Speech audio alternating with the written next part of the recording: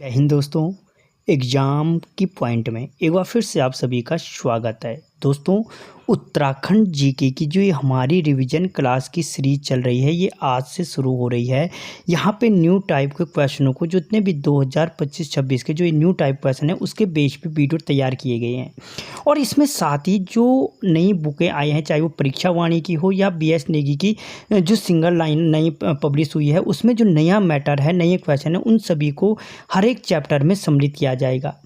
तो आज के पहले वीडियो में हम बात करेंगे उत्तराखंड राज्य के प्रतीक चिन्हों की। ठीक, देखते हैं आज का पहला क्वेश्चन।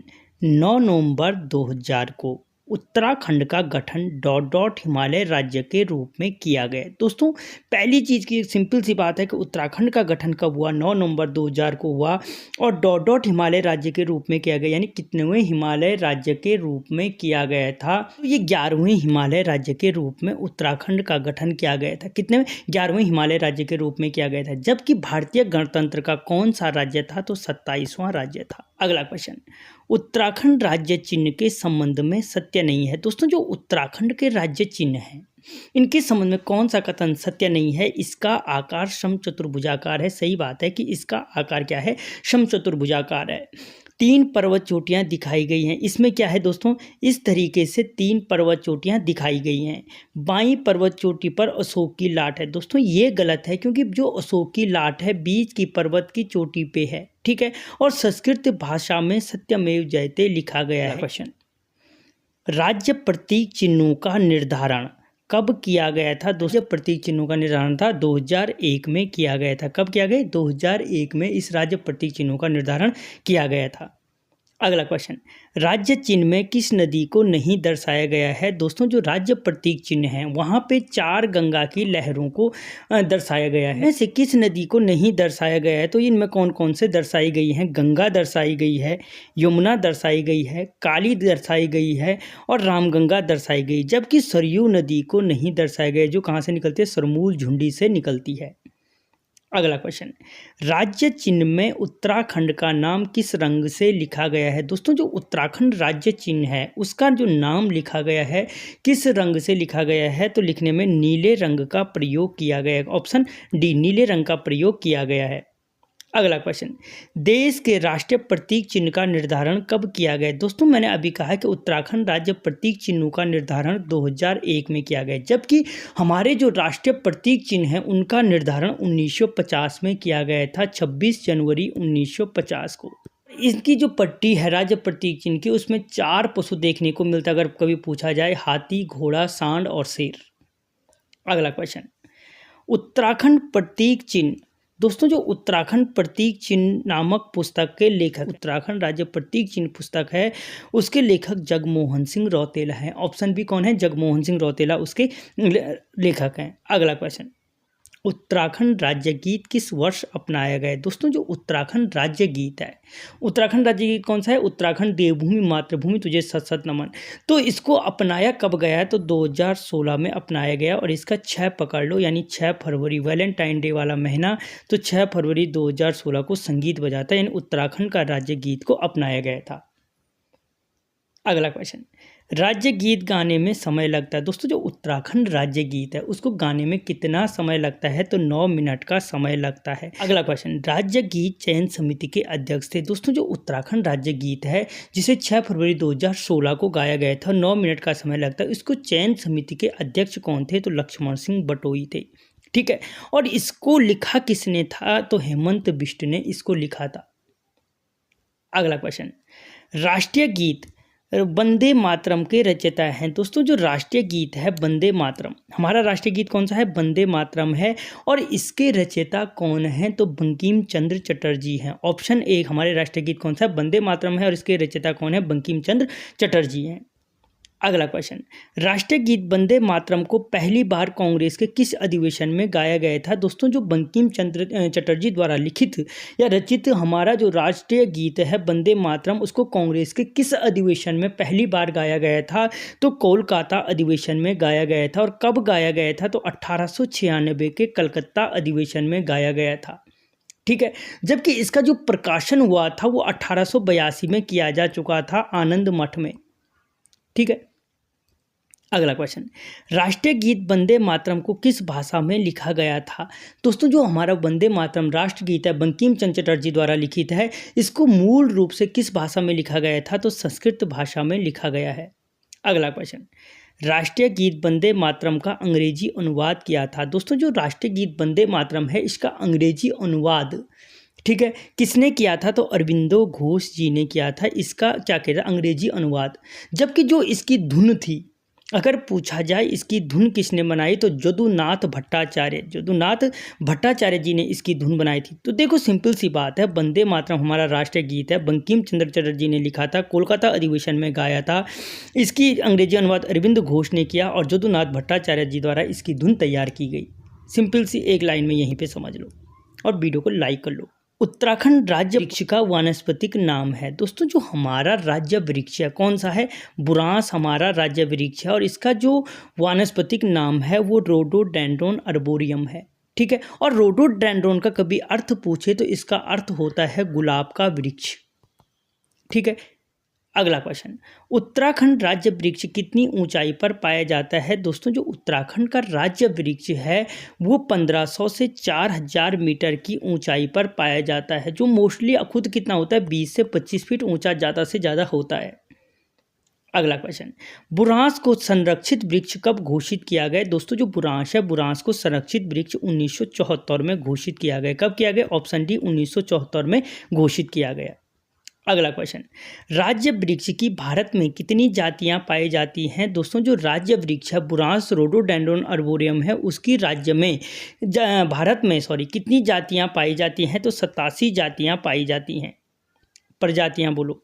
अगला क्वेश्चन, बुरांस निम्न में से किस राज्य या राष्ट्र का राष्ट्रीय व राजकीय पुष्प नहीं है? दोस्तों हमारा वृक्ष है लेकिन अन्य राज्यों का या राष्ट्र का क्या है पुष्प है वो, तो इनमें से कौन है जिसका राज्य या राष्ट्र पुष्प नहीं है? तो नेपाल का राष्ट्र पुष्प पूछे तो बुरांस है, हिमाचल का राष्ट्र पुष्प पूछे तो बुरांस है, नागालैंड का पूछे तो बुरांस है, लेकिन असम का बुरांस नहीं है। अगला क्वेश्चन, भारत का राष्ट्रीय वृक्ष है? दोस्तों जो भारत का, अब हमने राज्य वृक्ष की बात की रोडोडेंड्रोन अर्बोरियम की, तो जो हमारा राष्ट्रीय वृक्ष है वो कौन सा है? बरगद है, ठीक है। और इसका अगर बॉटनिकल नेम पूछे तो फाइकस बेगालेसिस है, बेगालेसिस है। अगला क्वेश्चन, उत्तराखंड का राज्य पक्षी का वैज्ञानिक नाम है? उत्तराखंड का जो राज्य पक्षी है वो कौन सा है? मोनाल है, ठीक है। और मोनाल का जो क्या है दोस्तों वैज्ञानिक नाम है लोफोफोरस इम्पीजेनस है। क्या है? लोफोफोरस इम्पीजेनस है। हिमालयन मयूर भी इसी को कहा जाता है। अगला क्वेश्चन, राज्य का पक्षी कितनी ऊंचाई पर पाया जाता है? दोस्तों जो हमारा राज्य पक्षी है वो मोस्टली 2500 से 5000 मीटर की ऊंचाई तक पाया जाता है। जो वृक्ष था वो 1500 से 4000 मीटर की ऊंचाई तक पाया जा रहा था। अगला क्वेश्चन, मोनाल किस परिवार का सदस्य है? दोस्तों जो मोनाल है, मोनाल किस परिवार का सदस्य है? तो याद रखना मोनाल है हमारे फैजेंड परिवार का सदस्य है। जो फैजेंड परिवार का सदस्य हमारा मोनाल, जो लोफोफोरस इम्पीजेनस जिसका क्या है बायोलॉजिकल नेम है। और नेपाल का राष्ट्रीय पक्षी भी यही है, हिमाचल का राज्य पक्षी भी यही मोनाल है। अगला क्वेश्चन, मोनाल की राज्य में कितनी जातियां या प्रजातियां पाई जाती हैं? तो इसकी राज्य में 4 प्रजातियां पाई जाती हैं मोनाल की, लोफोफोरस इम्पीजेनस की, 2500 से 5000 मीटर में पाए जाने वाले की। अगला क्वेश्चन, भारत का राष्ट्रीय पक्षी है? देखो दोस्तों राज्य का राज्य पक्षी क्या है? मोनाल है, जिसे क्या कहते हैं? हिमालयन मयूर कहते हैं, और मयूर मोर। तो हाँ, भारत का जो राष्ट्रीय पक्षी है वो भी क्या है? मोर है, जिसका अगर बायोलॉजिकल नेम पूछे तो पाओ क्रिस्टेटस है, ठीक है। इसे अपनाया कब गया? तो 1963 में अपनाया गया था। पक्षियों का राजा इसी पूछे तो कभी मोर को कहा जाता है। अगला क्वेश्चन, मोनाल के संबंध में सत्य है? दोस्तों इनमें से क्या है जो मोनाल पक्षी वर्ष में 2 बार प्रजनन करते हैं? सही बात है, जो मोनाल पक्षी है वर्ष में क्या करते हैं? 2 बार प्रजनन करते हैं। मोनाल को 1972 में संरक्षित किया गया, सही बात है, और बुरांस को 1974 में। याद रखना मोनाल पक्षी घोंसला नहीं बनाते, बिल्कुल सही है। उपरोक्त सभी कथन क्या है दोस्तों? इसमें सत्य हैं। अगला क्वेश्चन, उत्तराखंड राज्य पशु कस्तूरी मृग का वैज्ञानिक नाम है? दोस्तों जो उत्तराखंड राज्य पशु है कस्तूरी मृग, उसका वैज्ञानिक नाम क्या है? उसका वैज्ञानिक नाम है मास्कस काइसोगास्टर, मास्कस काइसोगास्टर है। अगला क्वेश्चन, राज्य पशु किस परिवार का सदस्य है? दोस्तों जो राज्य पशु है हमारा कस्तूरी मृग मास्कस काइसोगास्टर, वो अंगलोटा कुल का है और क्या है, मौसिडे परिवार का सदस्य है। अंगलोटा कुल है इसका, मौसिडे परिवार का, और कुल पूछे तो अंगलोटा कुल है। अब ये कुल परिवार ये बायो वाले अच्छी तरीके से समझते हैं। अगला क्वेश्चन, कस्तूरी मृग की विशेषता नहीं है। दोस्तों जो कस्तूरी मृग है उसकी कौन सी विशेषता नहीं है? इसके 2 नुकीले दांत होते हैं, सही बात है। इसके क्या होते हैं? 2 नुकीले दांत होते हैं। पीछे के पांव बड़े होते हैं, ये भी सत्य है। रक्षा के लिए 2 नुकीले सींग पाए जाते हैं, ये गलत है, क्योंकि कस्तूरी मृग में सींग नहीं पाए जाते और सूंघने की शक्ति तीव्र होती है, ये भी क्या है, सत्य है। तो इसका ऑप्शन सी गलत है। अगला क्वेश्चन, कस्तूरी मृग कितनी ऊंचाई पर पाए जाते हैं? दोस्तों जो हमारा राज्य पशु है कस्तूरी मृग, वो 3600 से 4400 मीटर की ऊंचाई पर पाया जाता है। बुरांश 1500 से 4000 मीटर पर, 2500 से 5000 मीटर पर पक्षी पाया जाता है, मोनाल। अगला क्वेश्चन, एक बार में कस्तूरी मृग से कितनी कस्तूरी प्राप्त की जाती है? दोस्तों जो हमारा राज्य पशु कस्तूरी मृग है, एक बार में 30 से 45 ग्राम कस्तूरी प्राप्त की जाती है। यूकेएसएससी द्वारा पूछा गया क्वेश्चन है। क्वेश्चन, कस्तूरी मृग अनुसंधान केंद्र की स्थापना की गई। तो दोस्तों जो कस्तूरी मृग अनुसंधान केंद्र है कहाँ पे है? आपके बागेश्वर जनपद में स्थित है। कहाँ पे है? बागेश्वर जनपद में स्थित है। और जो इसकी स्थापना की गई है वो 1974 में की गई है। और ये याद रखना, लगभग ये सभी बुकों ने अब इसको करेक्शन कर दिया। आज तक क्या पढ़ते थे? 1977 में इसकी स्थापना की गई। अगला क्वेश्चन, कस्तूरी मृग प्रजनन केंद्र कहाँ है? कांचुला खर्क में है और चमोली में। इसकी स्थापना कब की गई थी? 1982 में की गई थी। अगला क्वेश्चन, भारत का राष्ट्रीय पशु है। अब हमने राज्य पशु की बात की कस्तूरी मृग, जो हमारा राष्ट्रीय पशु है वो कौन है? तो दोस्तों बाघ है। कौन है? बंगाल टाइगर बाघ है। अगला क्वेश्चन, बाघ परियोजना किस वर्ष लागू हुई थी? दोस्तों अगर बाघ हमें पता है तो बाघ परियोजना भी पता होनी चाहिए थी, और वो हुई थी अप्रैल 1973 में। अप्रैल 1973 में बाघ परियोजना की शुरुआत हुई थी। अगला क्वेश्चन, सर्वाधिक टाइगर रिजर्व किस राज्य में स्थित हैं? दोस्तों जो सर्वाधिक टाइगर रिजर्व हैं वो मध्य प्रदेश में स्थित हैं। कहाँ पे? एमपी में स्थित है। अगला क्वेश्चन, उत्तराखंड राज्य पुष्प ब्रह्म कमल का वैज्ञानिक नाम है। दोस्तों अब राज्य पुष्प की बात करें हम तो इसका जो राज्य पुष्प ब्रह्म कमल है, ब्रह्म कमल का वैज्ञानिक नाम क्या है? तो सोसुरिया अबलब्लेटा है। सोसुरिया अबलब्लेटा है। रेडोडेंड्रम बुरांस का। मास्कस काइसोगास्टर किसका हो गए? कस्तूरी मृग का। लोफोफोरस इम्पिजेनस मोनाल का। अगला क्वेश्चन, राज्य पुष्प कितनी ऊंचाई पर पाए जाते हैं? दोस्तों जो राज्य पुष्प है 4800 से 6000 मीटर की ऊंचाई पर पाए जाते हैं। अगला क्वेश्चन, महाभारत के वन पर्व में ब्रह्म कमल को कहा गया है। दोस्तों जो महाभारत के वन पर्व है वहां से सौगंधिक पुष्प कहा गया है। ठीक। अगला क्वेश्चन, ब्रह्म कमल की राज्य में कितनी प्रजातियां पाई जाती हैं या कितनी जातियां पाई जाती हैं? तो ब्रह्म कमल की जो राज्य में है 24 जातियां पाई जाती हैं, जबकि विश्व में 210 प्रजातियां इसकी पाई जाती हैं। अगला क्वेश्चन, ब्रह्म कमल का पुष्प कब खिलता है? तो दोस्तों जो ब्रह्म कमल का जो क्या है पुष्प खिलता है वो जुलाई से सितंबर के बीच में खिलता है। Option A. अगला क्वेश्चन, ब्रह्म कमल का पुष्प किस रंग का होता है? दोस्तों जो ब्रह्म कमल का पुष्प होता है वो मुख्य रूप से बैंगनी रंग का होता है। ठीक है। और राज्य में इसकी 4 मुख्य प्रजातियां पाई जाती थी, जो फेण कमल है, कस्तूरी कमल है। ठीक है। इनमें से जो फेण कमल है वो सर्वाधिक ऊंचाई पर पाया जाता है और मुख्य रूप से जो बेदनी बुग्याल है रूपकुंड के समीप, वो बेदनी बुग्याल क्या है इन फेण कमल पुष्पों के लिए प्रसिद्ध है। याद रखना ये क्वेश्चन। अगला क्वेश्चन, भारत का राष्ट्रीय पुष्प है। अब दोस्तों अगर हम भारत के देश के राष्ट्रीय पुष्प की बात करें तो कमल है। ठीक है। नेलम्बो नूशिफेरा, अगर इसका बॉटनिकल नेम पूछे तो नेलम्बो नूशिफेरा इसका क्या है? बॉटनिकल नेम है। ठीक है। और सुंदरता व अनासक्ति का प्रतीक है।